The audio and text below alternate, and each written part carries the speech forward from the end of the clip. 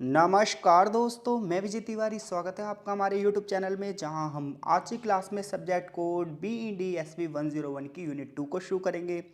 जहां इससे पहले यूनिट 1 के चार चैप्टर ऑलरेडी चैनल पर अपलोड हैं और आज की क्लास से हमारी यूनिट 2 शुरू हो जाएगी।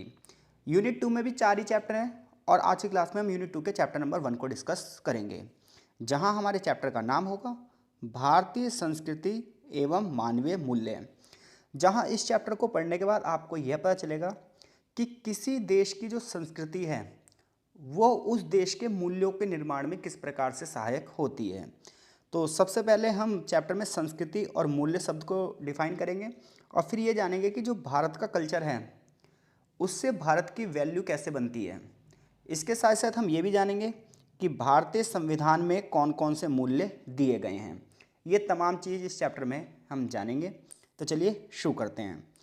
देखो, इन चैप्टरों को पढ़ने का सिर्फ हमारा उद्देश्य ये नहीं है कि हम एग्ज़ाम के क्वेश्चन सारे कंप्लीट करेंगे, बल्कि हम इन चैप्टरों को इसलिए पढ़ रहे हैं जो आपके असाइनमेंट के क्वेश्चन हैं वो भी आप यहीं से कंप्लीट कर सको। और इसके साथ साथ अगर आप किसी कम्पिटिटिव एग्ज़ाम की तैयारी कर रहे हो तो वहाँ के लिए भी आप इन किताबों से जो है अपने उत्तर पूरे कर सको। तो ये तमाम चीज़ लेकर हम इस नज़रिए से इन चीज़ों को पढ़ रहे हैं। ठीक है, तो चलो शुरू करते हैं। सबसे पहले चैप्टर की एक प्रस्तावना दी गई है और हर चैप्टर की तरह ये प्रस्तावना भी कुल मिलाकर हमें सिर्फ इतना बता रही है कि हम इस चैप्टर में आगे क्या पढ़ेंगे। चैप्टर की जो शुरुआत है वो यहाँ से है, जहाँ सबसे पहले जो संस्कृति शब्द है इसको डिफाइन किया गया है। तो देखो, साधारण शब्दों में संस्कृति शब्द का अगर मैं आपको अर्थ बताऊँ तो संस्कृति का मतलब ये है कि हम किस प्रकार का भोजन कर रहे हैं, किस प्रकार के कपड़े पहन रहे हैं, किस प्रकार की भाषा बोल रहे हैं, हम किन विचारों में विश्वास कर रहे हैं, कौन से हमारे रीति रिवाज है, कौन सी हमारी परंपराएं हैं, किस प्रकार का हम संगीत सुन रहे हैं, किस प्रकार की कला हमें पसंद है, किस प्रकार के साहित्य को हम पढ़ रहे हैं। ये सारी चीज़ें मिलकर एक व्यक्ति के ना कल्चर को प्रदर्शित करती है। तो हमारा खाना पीना, रहना ओढ़ना पहनना, ये तमाम चीज़ें हमारी संस्कृति के क्या हैं, विभिन्न पहलू हैं और इन्हीं सब चीज़ों से हमारी संस्कृति पता चलती है। लेकिन वास्तविकता ये है कि संस्कृति शब्द की शुरुआत ही कहाँ से हुई है, तो ये जानते हैं हम अपनी किताब से। तो वास्तव में संस्कृति शब्द का क्या अर्थ है, कल्चर क्या है?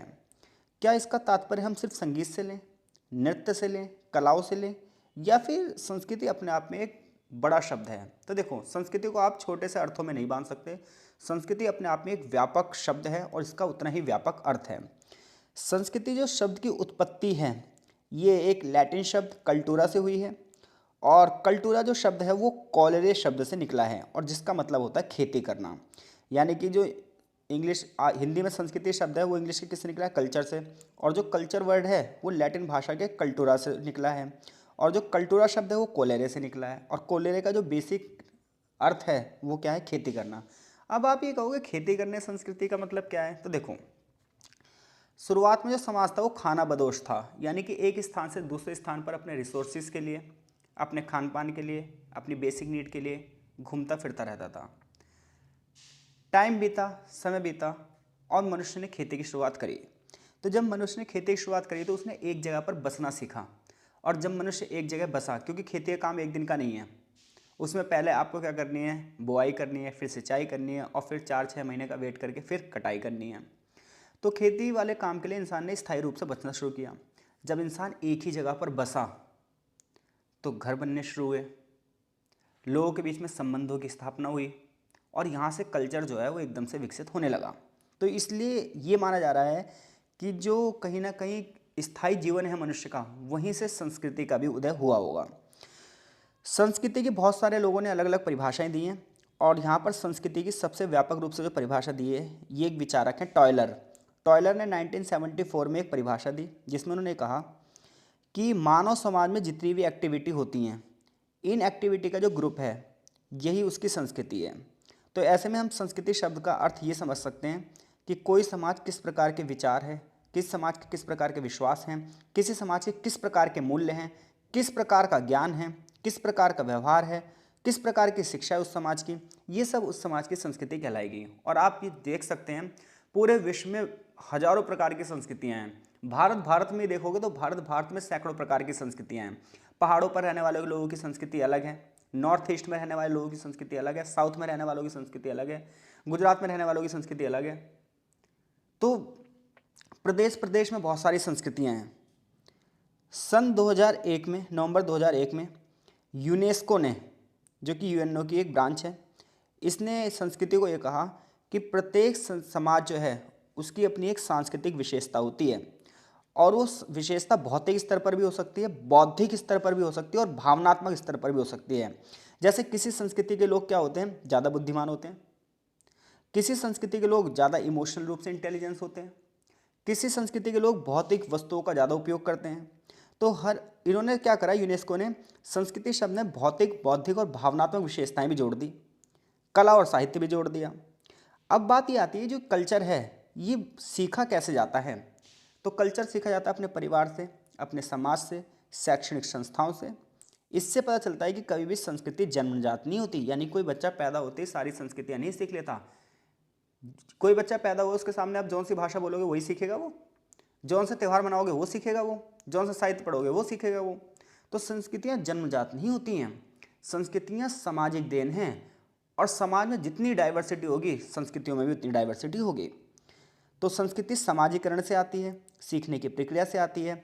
इसलिए हम संस्कृति में भाषा को भी रखते हैं, साहित्य को भी रखते हैं, कला, संगीत, नृत्य, मूल्य, विश्वास, विचार, रीति रिवाज, परंपराएं, इन सब के साथ मिलकर बनती है एक संस्कृति। और उसमें हम जोड़ देते हैं उसकी इमोशनल इंटेलिजेंस, भौतिक पहलू और बौद्धिक पहलुओं को भी जोड़ देते हैं। और इस प्रकार से संस्कृति को एक छोटा मोटा अर्थ नहीं रह जाता, संस्कृति का एक व्यापक अर्थ हो जाता है। तो संस्कृति शब्द की बात करेंगे तो संस्कृति शब्द इंग्लिश में से क्या बोल रहे हैं, कल्चर, और कल्चर को लैटिन भाषा में कल्टूरा से उत्पत्ति हुई है, और जो किससे निकला है, कॉलेरो से, जिसका अर्थ क्या था, खेती करना। तो आई होप सो संस्कृति आप समझ गए हो। सिंपल वे में कोई आपसे पूछे संस्कृति से आप क्या समझते हो, तो आप बता देना कि लोगों के खाने पीने, ओढ़ने पहनने के जो तरीके हैं, भाषा है, चालो चलन है, बौद्धिकता का स्तर क्या है, ये तमाम चीज़ें उस व्यक्ति की संस्कृति के विभिन्न क्या हैं, पहलू हैं। तो आई होप सो संस्कृति की डेफिनेशन आपको अच्छे से समझ में आई होगी। क्या किसी देश की संस्कृति पर उस देश की ज्योग्राफी का प्रभाव पड़ता है क्या, तो बिल्कुल पड़ता है। तो यहाँ पर ये बताया जाएगा भारतीय संस्कृति पर भारत की ज्योग्राफी का क्या इम्पैक्ट है। तो देखो, मान लो किसी देश की ज्योग्राफी ऐसी है कि वहाँ पर पहाड़ ज़्यादा हैं, तो देखो पहाड़ के लोगों के खाने पीने के तरीके, पहाड़ के लोगों का भोजन अलग होता है, खाने पीने का तरीका अलग होता है, पहनावा अलग होता है। अगर कहीं पर बर्फबारी हो रही है तो वहाँ के लोग कैसे कपड़े पहनेंगे, सर्दी वाले कपड़े पहनेंगे, सीधी सी बात है। मैदानी इलाकों में जहाँ पर गर्मी होगी तो वहाँ के लोग कैसे कपड़े पहनेंगे, गर्मी वाले कपड़े पहनेंगे। पहाड़ के लोगों का खाना पीना अलग होगा, मैदानी लोगों का खाना पीना अलग होगा, ठंड में रहने वाले लोगों का खाना पीना अलग होगा। जैसे यूरोप में जो है खान पान में शराब को प्रमुख भूमिका दी गई है। जहाँ के लोग पशुपालन करते होंगे वहाँ पर मांसाहारी लोग रहते होंगे, जहाँ के लोग खेती करते होंगे वहाँ शाकाहारी लोग रहते होंगे। तो जिस देश की जैसी ज्योग्राफी होगी, जो समुद्र के किनारे पर रहने वाले लोग हैं उनका प्रिय भोजन मछली होगा। तो जिस देश की जैसी ज्योग्राफी है, जैसी क्लाइमेट है, उस देश का कल्चर भी वैसे होगा। और इंडिया की बात करें तो इंडिया की तो ज्योग्राफी भी बड़ी डाइवर्सिटी वाली है। उत्तर में हिमालय पर्वत है, साउथ में तीनों तरफ से समुद्र से घिरा हुआ क्षेत्र है हमारा। तो भारत की अगर कल्चर देखोगे तो उत्तर में आपको मिलेगा हिमालय पर्वत। तो वहाँ पर जो पर्वत पर रहने वाली जनजातियाँ हैं उनके कल्चर अलग है, उनके संगीत अलग है, उनके राग अलग है, उनका खाना पीने का तरीका अलग है, उनका पहनावा अलग है, उनकी भाषाएं अलग हैं। फिर दूसरे नंबर पर आता है सिंधु, गंगा और ब्रह्मपुत्र नदियों के मैदान। तीसरे नंबर पे आता है भारतीय पठार, दक्षिण भारतीय पठार, तटीय क्षेत्र। तो जैसा जिस क्षेत्र की ज्योग्राफी होगी, जैसी जिस क्षेत्र की क्लाइमेट होगी, वैसे उस क्षेत्र की संस्कृति होगी। सिंपल सी बात है। तो इसलिए भारत में आपको कलाओं की विविधता दिखाई देगी, वास्तुकलाओं की विविधता दिखाई देगी, संगीत की विविधताएं दिखाई देगी, नृत्य की विविधताएं दिखाई देगी। तो अगर कोई आपसे पूछे कि भाई किसी देश के कल्चर में उस देश की ज्योग्राफी का भी हाथ होता है, आप कहेंगे बिल्कुल होता है। एग्जाम्पल आप दे सकते हैं, जैसे देखो आप देखोगे यूरोप की कंट्रियों में जो चर्च हैं, चर्च में लकड़ी की बेंचें लगी होती हैं और लोग बेंच पर बैठ के पूजा पाठ करते हैं। क्यों करते हैं? क्योंकि वो ठंडे इलाके हैं। तो वहाँ पर क्या होता है, जूते पहन के लोग चर्च में चले आते हैं और लकड़ी की बेंच पर बैठ के प्रेयर करते हैं। लेकिन भारत में मंदिरों में क्या करते हैं, लोग नीचे बैठ के पूजा करते हैं। क्यों करते हैं? क्योंकि भारत एक गर्म इलाका है। यहाँ पर आप ज़मीन पर बैठ कर पूजा कर सकते हो, लेकिन वो ठंडा इलाका है, बहुत ठंड पड़ती है, बर्फबारी होती रहती है यूरोप में। तो इसलिए वहाँ पर क्या हुआ, वहाँ पर लकड़ी की बेंचें रखी गई। यूरोप के जो घर हैं उसमें एक चिमनी हमेशा होती है, जहाँ जो पूरे के पूरे घर के टेम्परेचर को क्या करती है, गर्म रखती है। लेकिन भारत में तो ऐसा नहीं है। तो किसी देश की जो वास्तुकला है, घरों का निर्माण है, खान पान के जो तरीके हैं, ये उसकी ज्योग्राफी से प्रभावित होते हैं। ठीक है। आगे बढ़े तो देखो, अब हम बात करेंगे भारतीय संस्कृति के इतिहास की, और फिर ये बात करेंगे कि भारतीय संस्कृति का विकास कैसे हुआ और समय समय पर भारत के मूल्य कैसे प्रभावित हुए। तो देखो, सबसे पहले मैं मूल्य शब्द की बात बता दूं। मूल्य शब्द का अर्थ हमने पहले भी पढ़ा था। तो मूल्य शब्द का मतलब ये होता है कि किसी समाज के लोगों में कौन से मूल्य हैं, किस प्रकार की वैल्यू। देखो, मूल्य ना अलग कंडीशन में अलग अलग होते हैं। जैसे अगर किसी वस्तु के मूल्य की बात करोगे तो प्राइस हो गया, लेकिन जब आप ह्यूमन मूल्य, ह्यूमन वैल्यू की बात करोगे, मानवीय मूल्यों की बात करोगे, तो आप कहोगे शांति, अहिंसा, सहिष्णुता, भाईचारा। मान लो किसी व्यक्ति का मूल्य सत्य बोलना है, वो हमेशा सत्य ही बोलता है। किसी समाज का मूल्य ईमानदारी हो सकता है, किसी समाज का मूल्य अहिंसा हो सकता है। जैसे जैन समाज जो है, जैन समाज में अहिंसा के मूल्य पर ज़्यादा जोर दिया गया, ईमानदारी के मूल्य पर ज़्यादा जोर दिया गया, ब्रह्मचार्य के मूल्य पर ज़्यादा जोर दिया गया है। तो हर समाज का अपना एक मूल्य होता है, एक एथिकल वैल्यू होती है। तो यहाँ पर मूल्यों की हम बात कर रहे हैं, मूल्य अदृश्य हैं। जैसा शांति का मूल्य, शांति देख सकते हैं, अपनी फील ही कर सकते हैं, अदृश्य है। किसी समाज का मूल्य न्याय हो सकता है, किसी समाज का मूल्य कठिन परिश्रम करना हो सकता है। तो हम यही बात कर रहे हैं कि भारतीय संस्कृति का इतिहास कैसे रहा, भारतीय संस्कृति के विकास कैसे हुआ, और फिर भारतीय संस्कृति के मूल्य कैसे बने। तो देखो, तो भारतीय मूल्य भारतीय संस्कृति में गहराई से निहित हैं। जैसे अगर आप भारत के मूल्य जानोगे तो भारत का मूल्य क्या है? भारत पूरे विश्व में शांति स्थापित करने की बात करता है। भारत के लोग सबसे ज़्यादा, खासतौर पर जो सनातन संस्कृति है, ये सबसे ज़्यादा क्या है? सहनशील है, सहिष्णु है। जबकि अन्य संस्कृतियां लड़ाकू हैं, सहिष्णु नहीं है, टॉलरेंस नहीं है। तो जब आप भारत के कल्चर की बात करोगे तो भारतीय संस्कृति शांति का पाठ पढ़ाती है। बुद्ध यहाँ की ही देन है। भारतीय संस्कृति लोभ, मोह, ईर्ष्या, इन सब से दूर रहने की बात करती है। तो ये भारतीय संस्कृति के मूल्य हैं। तो भारतीय संस्कृति के मूल्य जो हैं वो गहराई से हैं। भारतीय संस्कृति का इतिहास जो है लगभग 5000 साल पुराना है, जो कि हड़प्पा सभ्यता से शुरू होता है। समय समय पर भारतीय संस्कृति ने बाहर की संस्कृतियों को भी अपने अंदर आत्मसात किया है, और यही भारतीय संस्कृति की सफलता का रहस्य भी है। अगर आज आप भारत की जनसंख्या देखोगे तो भारत की जनसंख्या में से 70% लोग ऐसे होंगे जो बाहर से आकर बसे हैं। तो भारतीय सभ्यता की जो शुरुआत है वो 2800 ईसा पूर्व हड़प्पा से शुरू होती है, और हड़प्पा सभ्यता के बाद आर्य लोग भी भारत से बाहर ही आते हैं। फिर यूनानी लोग आते हैं, शक आते हैं, कुषाण आते हैं, हुण आते हैं। इन लोगों के आक्रमण होते हैं और यहीं आकर ये बस जाते हैं। फिर आप गुप्त काल में देखोगे संस्कृति में चेंज हुआ, मौर्यों की सभ्यताओं में चीज़ें अलग हुई, और 8th सेंचुरी के बाद तो भारत की पूरी पूरी तस्वीर ही बदल गई, जब अरब के लोगों ने भारत पर आक्रमण किया, और यहीं से शुरुआत हुई भारत में मुस्लिम साम्राज्य की। फिर मुगल काल आया, और इस तरीके से भारतीय जो सभ्यता है, संस्कृति है, वो समय समय के हिसाब से बदलती चली गई। बौद्ध काल की संस्कृति अलग रही, जैन काल की संस्कृति अलग हुई। धीरे धीरे करके क्या हुआ? भाषाई विकास हो गया। जहाँ पहले संस्कृत बोली जाती थी वहीं पाली, प्राकृत भाषा बोली जाने लगी, कागड़ा, दक्कन भाषा बोली जाने लगी, उर्दू भाषा बोली जाने लगी। फिर फारसी का प्रभाव बढ़ने लगा, अरबी का प्रभाव पड़ने लगा। तो भारत में धीरे धीरे करके क्या हुआ? भारत में धीरे धीरे करके ये हुआ कि विभिन्न धर्म, विभिन्न भाषा, विभिन्न शक्ति वाले क्षेत्र हमारे यहाँ पर आ गए। आज अगर आप भारत के विविधताओं की बात करोगे तो भारत में इतनी ज़्यादा डाइवर्सिटी है कि इतनी सारी भाषाएं बोली जाती है, इतने सारे धर्म को फॉलो किया जाता है, इतना कास्टिज्म है भारत के अंदर। ये सारी चीज़ें इसीलिए हैं भारत में क्योंकि बाहर से लोग अलग अलग टाइम पे आते गए और यहीं पर बसते चले गए। कुछ लोग ताकत के दम पर तो कुछ लोग प्रेम के दम पर, लेकिन भारतीयों ने सबको ही आत्मसात कर लिया।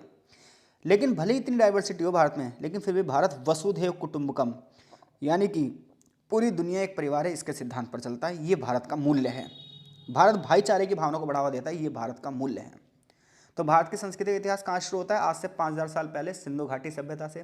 फिर आर्य सभ्यता आएगी जिसमें हम वैदिक सभ्यता की बात करते हैं। फिर लौह युग शुरू होगा, फिर मौर्य आएंगे, फिर आगे चलकर गुप्त आएंगे, फिर हुण, शक, इन सब का भारत में प्रभाव बढ़ेगा। फिर मुस्लिम आक्रमणकारी भारत में आएंगे और इस्लामिक स्टेट की स्थापना, यानी कि मुसलमानी जो साम्राज्य उसकी स्थापना करेंगे। फिर मुगल आएंगे, मुगल फिर अपना एक अलग ही वास्तुकला को लेकर आएंगे। तो इस तरीके से भारतीय संस्कृति समय समय पर क्या होती रही है? मिक्सअप होती रही है, और इसी वजह से भारतीय संस्कृति का जो विकास भी होता गया है।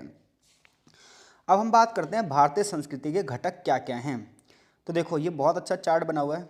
तो भारतीय संस्कृति के जब आप घटक की बात करोगे तो भारतीय संस्कृति का जो पहला घटक आता है वो है क्या? धर्म। भारत के बहुत सारे भारत के राष्ट्रीय प्रतीकों की बात करेंगे हम यहाँ पर, वास्तुकलाओं की बात करेंगे हम, संगीत की बात करेंगे, समाज की बात करेंगे, त्योहारों की बात करेंगे, भोजन की बात करेंगे। तो जब आप भारतीय सभ्यता के घटक की बात करते हो तो ये तमाम जो चित्र पे चीज़ें दिख रही हैं आपको, ये सब भारतीय सभ्यता के घटक हैं। अब हम बात कर रहे हैं भारतीय संस्कृति में कौन कौन से मूल्य हैं। तो भारतीय संस्कृति में वैसे तो मैंने आपको बता ही दिया, 5 मूल्यों की पहचान की गई जो आपको हर जगह दिखाई देगी। ये जो भारत की संसद कमेटी थी उसने अपनी रिपोर्ट दी, उसमें ये कहा कि भारत में सबसे बड़ा मूल्य है सत्य। कि बहुत सारे लोग हमेशा ये कहते हैं कि सदा सत्य बोलना चाहिए, विभिन्न धर्मों में अंदर यही बात है कि सत्य बोलना चाहिए। तो भारत का पहला मूल्य क्या है? सत्य। दूसरा मूल्य धार्मिक आचरण, तीसरा मूल्य है शांति, चौथा मूल्य है प्रेम, पांचवा मूल्य है अहिंसा। तो सत्य, धार्मिक आचरण, शांति, प्रेम, अहिंसा का पाठ भारत ने पूरे विश्व को सिखाया है। ये भारतीय संस्कृति के मूल्य हैं। अब बात ये आती है कि मूल्य शब्द आया कहाँ से है। तो मूल्य शब्द की बात करें तो इसे इंग्लिश में वैल्यू कहा जाता है, और ये लैटिन भाषा के साथ वैलेरी से निकला है, जिसका अर्थ होता है मजबूत होना, प्रबल होना, मूल्यवान होना। तो हर एक चीज़ की एक वैल्यू होती है, हर इंसान की एक वैल्यू होती है, और वो वैल्यू बनती है उसकी एथिकल पावर से। कोई व्यक्ति अगर ईमानदार है तो हर एक बंदा कहेगा यार वो बंदा ईमानदार है। कोई हमेशा सत्य बोलता है तो उसे सत्यवादी कहा जाएगा। कोई बहुत परिश्रमी है तो उसे परिश्रमी कहा जाएगा। तो वैल्यू शब्द की 180 लगभग अलग अलग परिभाषाएं हैं, क्योंकि इकोनॉमिकल वे में जाओगे तो वैल्यू की परिभाषा अलग हो जाएगी। आप कहोगे भाई इस सामान की वैल्यू कितनी है, कोई कहेगा 10 रुपये है, 20 रुपये है। तो कुछ चीज़ें ऐसी होती है जिनकी वैल्यू मूल्यों में नापी जाती है, यानी कि पैसों में नापी जाती है। लेकिन कुछ चीज़ें ऐसी होती हैं जिनकी वैल्यू जो है वो पैसों में नहीं मापी जाती है, बल्कि वो अमूर्त होती है। जैसे सत्य, अहिंसा, धार्मिक आचरण, प्रेम, ये सब ऐसे मूल्य हैं जिनको आप ऐसे नहीं नाप सकते। ये अदृश्य होते हैं, अमूर्त होते हैं, समाज और परिस्थितियों के हिसाब से बदल जाते हैं। तो मूल्यों का मतलब समझ रहे हो आप। तो मूल्य मतलब वैल्यू। अगर किसी समाज की वैल्यू कड़ी मेहनत है तो हम वहाँ के लोगों को कहेंगे कि वो समाज बड़ा मेहनती होता है, कड़ी मेहनत को वो एक मूल्य मानता है। लेकिन अगर कोई समाज ऐसा है जो हमेशा सत्य बोलने पर विश्वास रखता है तो हम ये कहेंगे वो समाज कैसा है? सत्यवादी है। तो जो भी हम हासिल करना चाहते हैं उस चीज़ों को हासिल करने में हमारे मूल्य सदा हम पर सहायक होते हैं। लेकिन ये जो मूल्य बनते हैं ये हमारी परिस्थितियों से बनते हैं, हमारे परिवार से बनते हैं, दोस्तों से बनते हैं, उम्र से बनते हैं, लिंग के आधार पर बनते हैं। स्त्रियों के मूल्य अलग होंगे, पुरुषों के मूल्य अलग होंगे, एनवायरनमेंट से बनते हैं, कल्चर से प्रभावित होते हैं, और डिसीजन मेकिंग पावर में मूल्य एक महत्वपूर्ण भूमिका निभाते हैं। भारतीय संविधान की अगर हम मूल्यों की बात करें तो जब आप भारतीय संविधान की प्रस्तावना पढ़ेंगे तो बताया गया है भारत का मूल्य एक संप्रभु है, यानी कि भारत एक सॉवरेंट कंट्री है जो अपने डिसीजन खुद लेगी, उसे किसी और से प्रभावित होने की कोई ज़रूरत नहीं है। समाजवादी है जो निर्धनता के लिए, निर्धन लोगों के लिए काम करेगी। भारत की मूल्य धर्मनिरपेक्ष है, यानी कि भारत किसी भी धर्म के मामले में इंटरफेयर नहीं करेगा। राज्य का अपना कोई धर्म नहीं है, सभी धर्मों को समान सम्मान दिया जाएगा। और सबसे बड़ा मूल्य है कि भारत एक लोकतांत्रिक गणराज्य है जहां न्याय, स्वतंत्रता, समानता, भाईचारा, इन सबको बढ़ावा देने की बात की जाएगी। ये भारतीय संविधान के मूल्य हैं। आर्टिकल नंबर 14(4) और 16(4) जब हम पढ़ेंगे तो उसका जो वैल्यू है वो ये है कि हम सामाजिक और आर्थिक असमानता को ख़त्म कर दें। इसी प्रकार से आर्टिकल 14, 15, 16, 21, 38, 39, 46 समाज के गरीब वंचित वर्गों को उनका जीवन अच्छा बनाने का प्रयास करते हैं। तो इस तरीके से अगर हम बात करें भारतीय संविधान के मूल्यों की तो भारत का संविधान का मूल्य है न्याय की स्थापना करना, शांति की स्थापना करना, टॉलरेंस को बढ़ावा देना, भाईचारे की भावना को बढ़ावा देना, धार्मिक सहिष्णुता को बढ़ावा देना और हर तरीके से समानता की स्थापना करना। इसलिए भारत की शिक्षा नीति में मूल्यों की शिक्षा को रखा गया है ताकि प्रत्येक व्यक्ति मूल्यों का ज्ञान अर्जित कर सके, कौशल अर्जित कर सके और अपनी एक अच्छी पहचान बना सके। और भारतीय संसद समिति ने 5 प्रकार के मूल्यों की बात करी है: सत्य, धार्मिक आचरण, शांति, प्यार और अहिंसा। अब हम भारत के कुछ मूल्यों को समझने का प्रयास करते हैं, जहां सबसे पहले हम धर्म की बात करने जा रहे हैं। तो देखो, भारत एक धर्मनिरपेक्ष राज्य है, यानी कि भारत का नेचर कैसा है? भारत एक सेकुलरिज्म कंट्री है, जहां यूरोपियन कंट्रियों ने अपना कुछ धर्म घोषित कर रखा है, पाकिस्तान ने अपना धर्म घोषित कर रखा है, बांग्लादेश ने अपना धर्म घोषित कर रखा है। लेकिन वहीं इंडिया एक ऐसा देश है जिसने अपने को आपको सेकुलर घोषित कर रखा है, जहां भारत सभी धर्मों का सम्मान करता है। भारत का अपना कोई धर्म नहीं है। नागरिक अपने अपने धर्मों का पालन कर सकते हैं, उन्हें स्वतंत्रता दी गई, अपने अपने तरीके से पालन करो, कोई दिक्कत नहीं है, सरकार आपके मामले में इंटरफेयर नहीं करेगी। तो इस तरीके से भारत का जो संविधान है वो रिलीजियस टॉलरेंस को बढ़ावा देता है, धार्मिक सहिष्णुता को बढ़ावा देता है। लेकिन दिक्कत पता क्या है, ये जो धर्म के ठेकेदार है ना, ये दिक्कत करते हैं। धर्म के ठेकेदार अपने समाज के लोगों को भड़काते हैं। वो कहते हैं जी तुम्हारा उद्देश्य यही है कि अपने धर्म को फैलाओ। अरे भाई, धर्म को फैलाना कहाँ से उद्देश्य हो सकता है? मानवता को फैलाओ, ह्यूमैनिटी को फैलाओ, भाईचारे की भावना को फैलाओ। तो जो जिन्होंने धर्म की ठेकेदारी ली है ना, ये दिक्कत करते हैं। तो हाँ, अगर किसी धर्म में कोई समस्या है तो उस समस्या को ज्ञान के माध्यम से दूर करना चाहिए, क्योंकि जो भी धर्म चल रहा है वो इतने 3-3, 4-4 हज़ार साल पुराने चल रहे हैं। तो उस समय के जो मूल्य है और आज के मूल्य, वो अंतर है ना। उस समय तो साइंस और टेक्नोलॉजी नहीं थी, आज है। उस समय तो अलग अंधविश्वास चलते थे, लेकिन आज तो नहीं चलते। तो अगर कोई धर्म अपने आप को अपडेट नहीं करेगा तो सिंपल सी बात है, वो अपनी जनसंख्या का शोषण करेगा। तो इसलिए जनसंख्या को खुद ही आवाज़ उठानी चाहिए धर्म के खिलाफ। इसलिए हमारी जो सरकार है उसने हमारे देश को धर्मनिरपेक्ष राष्ट्र घोषित किया और सभी नागरिकों को अपने अपने धर्म का पालन करने की सुविधा दी। जो अंधविश्वास में रहना चाहता है, जो अपने आप को गरीबी में ही रखना चाहता है, वो धर्म पर ज़्यादा से ज़्यादा विश्वास कर सकता है भाई। वो अंधविश्वासों में ही पड़ा रह सकता है। क्या दिक्कत है? सरकार को कोई दिक्कत नहीं है। आप अपना भला बुरा खुद देख सकते हैं। भारत के जो प्रमुख धर्म है वो हिंदू, बौद्ध, जैन, सिख धर्म है। इनकी उत्पत्ति भारत में हुई है। जो ईसाई धर्म है ये भारत से बाहर से आया है, इस्लाम भी बाहर से आया है। इन लोगों ने यहाँ अपना घर बनाया है। यहूदी भी बाहर से आए हैं, लेकिन फिर भी भारत ने सबको अपने अंदर रखा है, क्योंकि भारत जो है वो दानशीलता के लिए है, सत्य के लिए है, सभी को शरण देता है भारत। तो भारत का जो सबसे बड़ा मूल्य है वो उसका धर्मनिरपेक्षता है। अब हम भारतीय समाज की बात कर रहे हैं। तो देखो, समाज की जो सबसे छोटी इकाई होती है वो क्या होती है? परिवार। क्योंकि व्यक्तियों से मिलकर परिवार बनता है और परिवार से मिलकर समाज बनता है। तो भारतीय समाज को जब आप पढ़ोगे तो आपको पता चलेगा हमारे यहाँ जो परिवार है उसकी जॉइंट फैमिली वाली प्रणाली थी, यानी कि संयुक्त परिवार प्रणाली थी। हालांकि अब शहरों में संयुक्त प्रणाली नहीं मिल रही है। संयुक्त प्रणाली का मतलब होता है, जॉइंट फैमिली का मतलब है कि दादा दादी, माता पिता, चाचा चाची, चचेरे भाई बहन, सब ये लोग एक साथ रहेंगे। हालांकि अब शहरों में न्यूक्लियर फैमिली चल रही है, यानी कि एकल परिवार चल रहा है। लेकिन फिर भी जब आप भारतीय संस्कृति का अध्ययन करते हैं, भारतीय समाज के मूल्यों का अध्ययन करते हैं, तो भारतीय समाज में जॉइंट फैमिली का मूल्य दिया गया है। हालांकि शहरों में धीरे धीरे करके खत्म होता जा रहा है। इसके अलावा भारतीय समाज पितृसत्तात्मक है। पितृसत्तात्मक का मतलब होता है कि जिसमें पिता प्रमुख है, पिता के ही गोत्र का पालन किया जाएगा और पुरुषों को ही महत्व दिया जाएगा। लेकिन फिर भी भारत में 4 ऐसे समाज हैं जो मातृसत्तात्मक हैं, जो अपने नाम के पीछे माता का नाम लगाते हैं, माता के नाम से जाने जाते हैं, महिलाओं को अधिकार दिया गया है। जैसे एक समाज है गारो, एक समाज है खासी, ये और एक समाज है जैंतिया। ये आपको मेघालय की पहाड़ियों में मिलेंगे। गारो की पहाड़ियाँ, खासी की पहाड़ियाँ और जयंतिया की पहाड़ियाँ। तो यहाँ पर जो ट्राइब्स रहती हैं उनके नाम है ये गारो, खासी और जयंतियाँ। इसी प्रकार से केरल में नायर, तो गारो, खासी, जयंतियाँ और केरल के जो नायर हैं ये अब मात्र सत्तात्मक रूप से जाने जाते हैं। तो भारतीय समाज के अगर मूल्यों की बात करो तो भारत का समाज कैसा है? पितृसत्तात्मक है। यहाँ पे जॉइंट फैमिली है, लेकिन कुछ समाज ऐसे हैं जो मात्र सत्तात्मक भी हैं। एक व्यक्ति के ऊपर सबसे ज़्यादा उसके जो है परिवारों का ही प्रभाव पड़ता है। व्यक्ति की जो परंपराएं होती हैं, विश्वास होते हैं, विचार होते हैं, मूल्य होते हैं, ये सबसे पहले उसके परिवार से ही सीखे जाते हैं जिसमें वो जन्म लेता है। तो ऐसे में भारत में परिवार जो है वो केंद्रक है, सेंट्रल भूमिका निभा रहा है।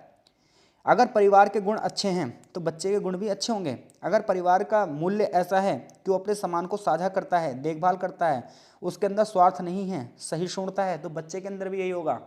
बच्चे के अंदर भी स्वार्थ नहीं होगा, सेल्फिशनेस नहीं होगी, टॉलरेंस होगी, भाईचारे की भावना होगी, वो सबको अपना भाई समझेगा। लेकिन किसी का परिवार ऐसा है जो स्वार्थी है, लालची है, लोभी है, हत्या करने की साजिशें रच रहा है, तो बच्चा भी वही सीखेगा।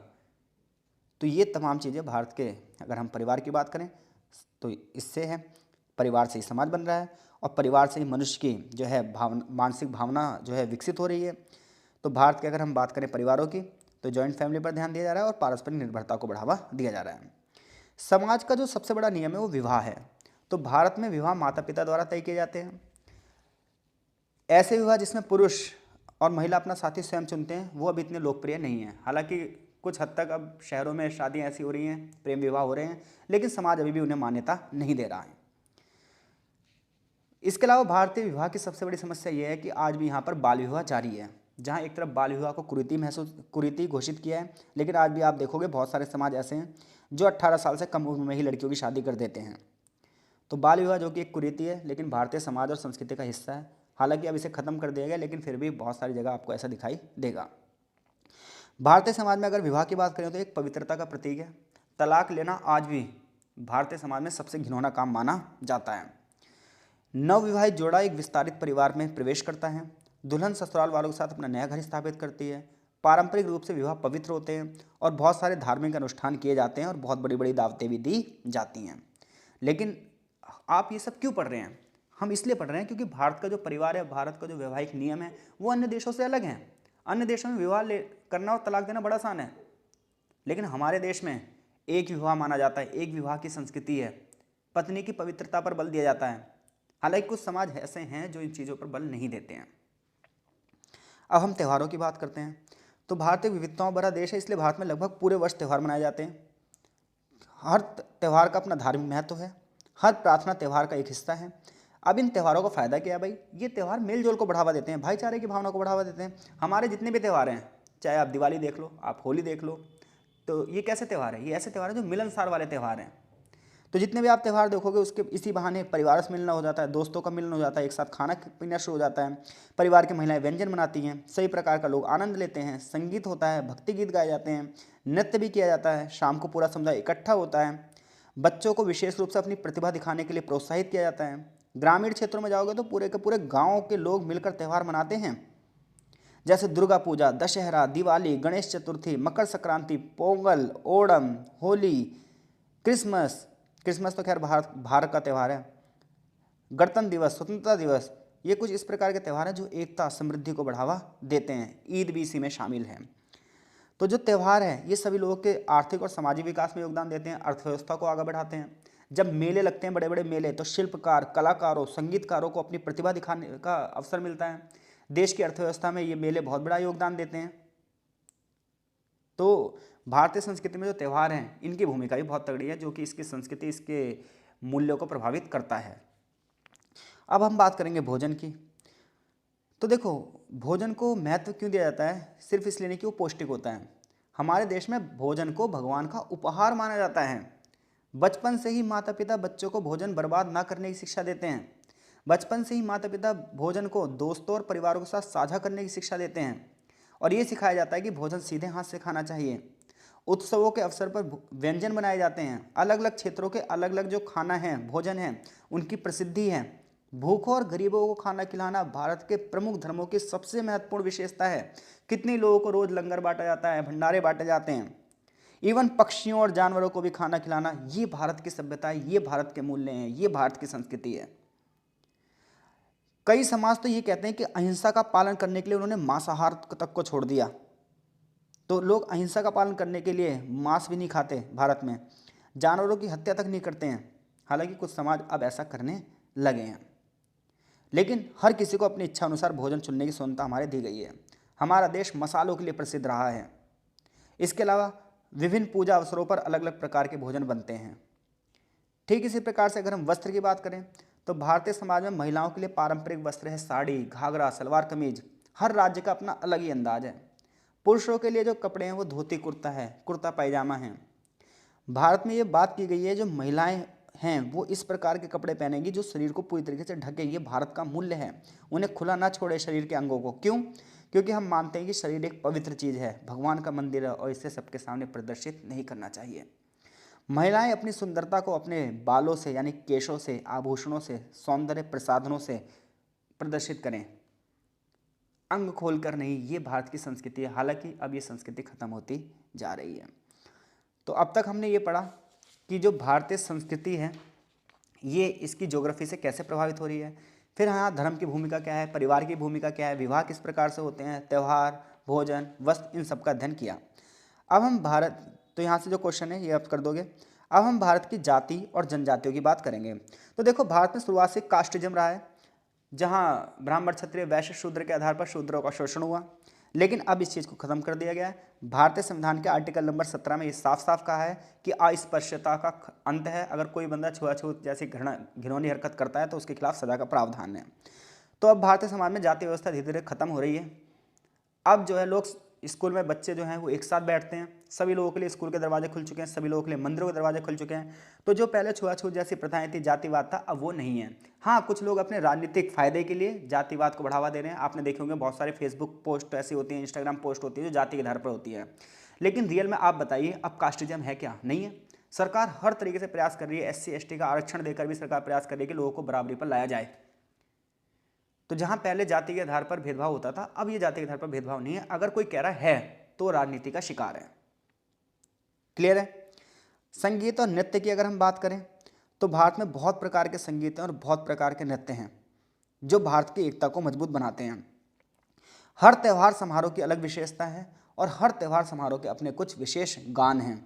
यहाँ हम कुछ संगीत की बात करते हैं। दक्षिण भारत के संगीत अलग हैं जबकि उत्तर भारत के संगीत अलग हैं। बंगाल के संगीत की बात करें तो बंगाल में एक संगीत फेमस है बाउल। अगर आप कंपटीशन की तैयारी करते हो तो ऐसे क्वेश्चन खूब पूछे जाते हैं कि बाउल संगीत कौन से राज्य का संगीत है, तो बंगाल का है। लावड़ी संगीत कहाँ का है? गुजरात का है। इसी प्रकार से रविंदर संगीत कहाँ का है? बंगाल का है। रुदाली कहाँ का है? राजस्थान का है। ये सब संगीत की शैली हैं। अगर संगीत है तो म्यूजिकल इंस्ट्रूमेंट्स भी होंगे, तो सितार, सरोद, सारंगी, असराज, तानपुरा, संतूर, विचित्र वीणा, वायलन, तबला, पखावाज, मृदंगम, ढोलक, तबला ताल, वाग, बांसुरी, शहनाई, ये सब क्या हैं? ये म्यूजिकल इंस्ट्रूमेंट्स हैं इंडिया के। संगीतकारों की बात करें तो बहुत बड़े बड़े संगीतकार रहे हैं जिन्होंने संगीत की दुनिया में अपना नाम ऊंचा किया है। गुलाम अली, इसी प्रकार से SS Subbulakshmi, Jagat Singh, Lata Mangeshkar, RD Burman, Rafi Ahmad, Kishore Kumar, AR Rahman जिन्होंने ऑस्कर भी जीता, पंडित शिव कुमार शर्मा, आबिदा परवीन, हरिप्रसाद चौरसिया, ये कुछ भारत के संगीतकार और गायक रहे हैं। भारत की नृत्य कलाओं की बात करें तो तमिलनाडु में भरतनाट्यम, उत्तरी भारत में कथक, असम में सतेत्रा, कुचिपुड़ी, आंध्र प्रदेश में कथकली, केरल में मोहिनी अट्टम, केरल में मणिपुरी, मणिपुर में ओडिसी, ओडिशा में छऊ, पश्चिम बंगाल में रंगोली बिहू, असम में भांगड़ा, पंजाब में डांडिया, गुजरात में गरबा, गुजरात में, राजस्थान में घूमर। ये कुछ प्रसिद्ध नृत्यों के नाम हैं जो किसी भी कॉम्पिटिटिव एग्जाम में बार बार पूछे जाते हैं कि गरबा कहाँ का फेमस है? गुजरात का। घूमर कहाँ का फेमस है? राजस्थान का। बिहू कहाँ मनाया जाता है? असम में। इसी प्रकार से कुछ नृत्यांगनाएं भी भारत में बहुत फेमस रही हैं। कलामंडलम रमन कुट्टी नायक जो कि कथकली से फेमस थे, भरतनाट्यम से रुक्मणी देवी अरुंडेल, केलचुरी महापात्र ओडिशा से बहुत फेमस जो है कलाकार रहे हैं। तो ये भारतीय सभ्यता के कुछ नृत्य हैं, संगीत हैं। अब हम भारतीय कला और वास्तुकला की बात करते हैं। तो देखो, जब आप वास्तुकला की बात करते हो तो इसमें ये आता है कि इमारतें किस प्रकार से बनाई जाती हैं, और कला में जब आप बात करते हो तो इसमें चित्रकारी आती है। तो जब आप देखोगे भारत में जब गुप्त काल के दौरान जो वास्तुकला थी वो अलग थी, फिर मौर्य काल आया तो गुप्त काल के दौरान वास्तुकला अलग थी, फिर मुगल काल आया तो वास्तुकला में थोड़ा परिवर्तन आया, और फिर जब यूरोपियंस आए, ब्रिटिशर्स आए, तो वो बाहर की जो वास्तुकला थी उसे लेकर आए। तो अगर आप भारत में देखो, मंदिरों का निर्माण, ऐतिहासिक इमारतों का निर्माण, कुतुब मीनार, ताजमहल को देख लो आप, मुंबई का रेलवे स्टेशन देख लो, मुंबई का जो है कोर्ट देख लो, भारत की संसद देख लो, इन सब पर जो है वास्तुकला की छाप अलग से दिखाई देती है। कुछ मुगलों की छाप होगी और कुछ ब्रिटिशर्स की छाप होगी। तो भारतीय वास्तुकला की अगर आप बात करोगे तो इसकी बहुत सारी विशेषताएं हैं और इसमें बहुत सारी विविधताएं हैं। यहाँ से यहाँ तक यही चीज़ें लिखी हैं। भारतीय वास्तुकला में सबसे पहले आप हड़प्पा की वास्तुकला देखोगे तो हड़प्पा पूरी प्लानिंग से बनी हुई थी। सारे घर बने हुए थे, बीच में आंगन था, आंगन के और चारों ओर कमरे थे, कमरे के आकार की रसोई थी, एक बड़ा सा अन्न भंडार था। तो भारत में बहुत सारी वास्तुकला फेमस है, जैसे गांधार कला, मथुरा कला, अमरावती कला, कोणार्क का सूर्य मंदिर, चोल मंदिर, महाबलीपुरम का रॉक कट मंदिर, मदुरै का मीनाक्षी मंदिर, गोलकुंडा, जैसलमेर, ग्वालियर, अजमेर। तो ये सब किले अगर देखोगे तो भारतीय वास्तुकला है। लाल किला देख लो आप, ताजमहल देख लो आप, कुतुब मीनार, लाल किला देख लो, ताजमहल देख लो, ये मुगल कालीन कला का उदाहरण है। भाषा और साहित्य की अगर हम बात करें तो भारत में बहुत सारी भाषाएं बोली जाती हैं, जिसकी बात हमने पहले कर ली। पहले संस्कृत बोली जाती थी, फिर पाली भाषा बोलने लगी, प्राकृत भाषा बोली जाने लगी, उर्दू भाषा बोली जाने लगी। साहित्य की बात करें तो किसी भी भाषा को कौन बढ़ावा देता है? उसका साहित्य, जो उसकी किताबें लिखी जाती हैं। तो भारत का जो पहला साहित्य है वो ऋग्वेद माना गया है, फिर वेद आए, उपनिषद है, मनुस्मृति है, महाकाव्य है, महाभारत, रामायण। महान कवि कालिदास जो थे उनका नाटक है अभिज्ञान शकुंतलम। इसी प्रकार से तमिल में बहुत सारे साहित्य लिखे गए हैं, पाली भाषा में साहित्य लिखे गए हैं। तो इन साहित्यों से भारतीय संस्कृति का जो है हमें पता चलता है। बहुत सारे हमारे यहाँ लेखक रहे हैं बड़े बड़े, जैसे रविंद्रनाथ टैगोर जिन्होंने गीतांजलि लिखा है, उसके लिए उन्हें नोबेल पुरस्कार मिला। सुब्रमण्यम भारती, बंकिम चंद्र चट्टोपाध्याय, मुंशी प्रेमचंद का नाम कौन नहीं जानता, मोहम्मद इकबाल, देवकीनंदन खत्री, ये कुछ बड़े महत्वपूर्ण लेखक हैं। आधुनिक भारत के लेखकों की बात करें तो इंदिरा गोस्वामी, महाश्वेता देवी, अमृता प्रीतम, कुरुतेलून, हैदर, टी.एस. पिल्लई, विक्रम सेठ, अरुंधति रॉय, ये कुछ भारत के आधुनिक फेमस राइटर्स हैं। अब हम भारत के राष्ट्रीय प्रतीकों की बात करें तो भारत का राष्ट्रीय झंडा है जो कि केसरिया, सफ़ेद और हरे रंग में बना हुआ है, जिसमें 24 तिल्लियाँ हैं। हमारा राष्ट्र पक्षी मोर है, राष्ट्र पुष्प कमल है, राष्ट्रीय वृक्ष बरगद है, किताब में थोड़ा गलत लिखा है, मैंने उसे सही कर रखा है। राष्ट्रगान हमारा जनगण मन है, राष्ट्र नदी गंगा है, राष्ट्र प्रतीक अशोक स्तंभ है, ये हमारे राष्ट्र प्रतीक हैं। तो शिक्षकों को छात्रों को इन सब चीज़ों का अध्ययन करवाना चाहिए ताकि हमारे छात्रों के मूल्य बन सकें। तो अभी तक हमने ये पढ़ा कि भारत की संस्कृति कैसी है, भारत का साहित्य कैसा है, भारत में कौन सी भाषाएं बोली जाती हैं, भारत के परिवार का स्वरूप कैसा है, भारत में जाति व्यवस्था कैसी है, भारत में धार्मिक विविधताएं कैसी हैं। तो क्या ये सब चीज़ें भारत के बच्चों में मूल्यों को विकसित करती है? बिल्कुल करती है। जब आप अच्छा साहित्य पढ़ोगे, मान लो आप ऐसा साहित्य पढ़ रहे हो जिसके अंदर इमोशनल कहानियाँ हैं, तो आप क्या होगे, दूसरों के दुख में दुखी हो जाओगे। जैसे कि यहाँ पर 2 किताबें हैं। एक किताब है द सेल्फिश जॉइंट। इस किताब को पढ़ने के बाद आपको प्रेम, क्षमा और पश्चाताप के बारे में पता चलेगा।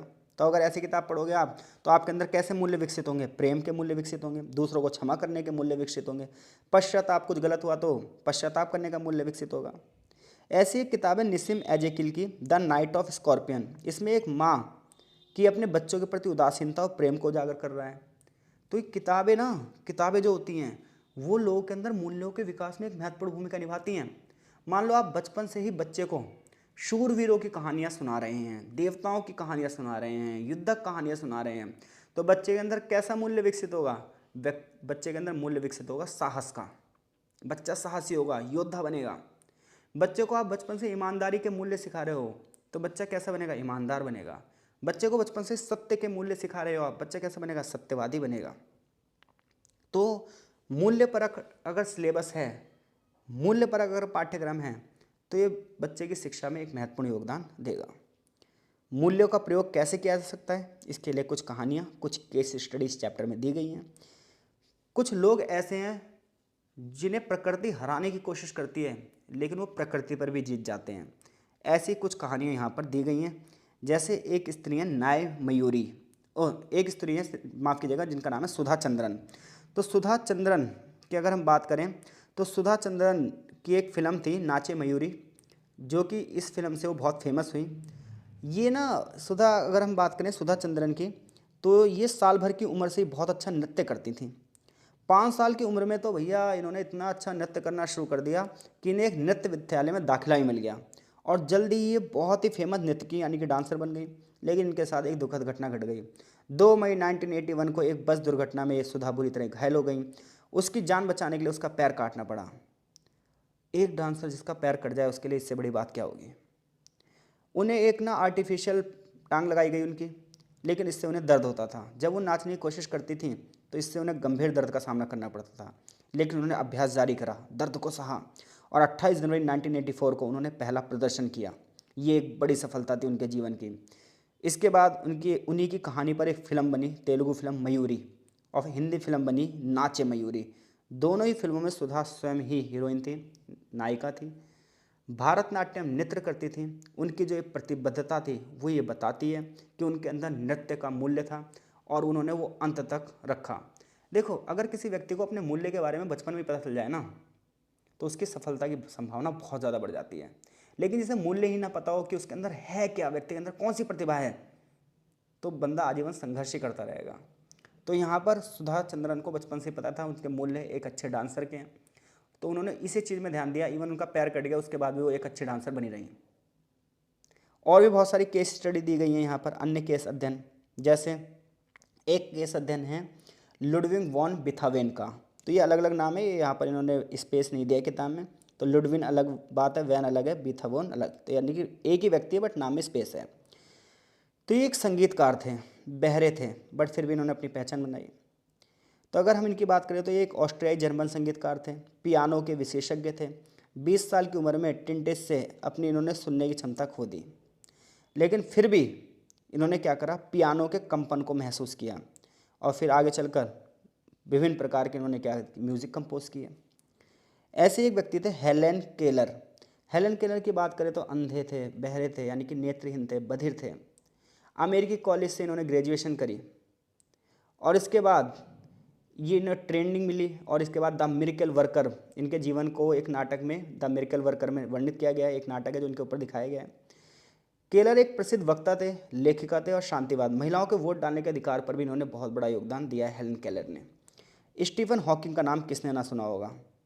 इनका शरीर क्या हो गया था, लकवा मार गया था इनके शरीर को, लेकिन फिर भी इन्होंने विज्ञान की दुनिया में कितना बड़ा योगदान दिया है। तो इस प्रकार से कुछ लोग हैं ऐसे। Franklin Roosevelt.